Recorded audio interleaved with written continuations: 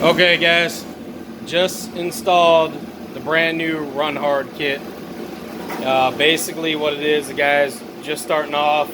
He's making great ground wire kits and positive, negative battery terminal kits. You know, pretty much whatever you need. Talk to him, he probably can hook you up. I'm going to run through this. This is for the RD1. Basically, what is it, 96, 97 through 01. I believe is the years for the first generation CRVs. Don't quote me on that right now. Mine's in a different place. But anyways, I got the ground wire set up and the battery terminals for myself. And here they are. The valve cover one. Transmission. You can see right there the starter cable. Running all the way up over to the negative battery cable fuse box. I did forget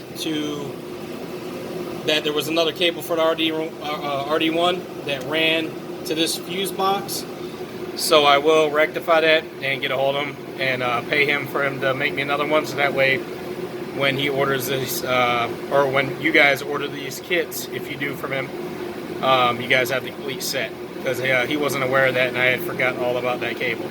But anyways, this is basically all bolted up. I'm getting ready to test it here soon, so I will be back with another video or post to let you guys know.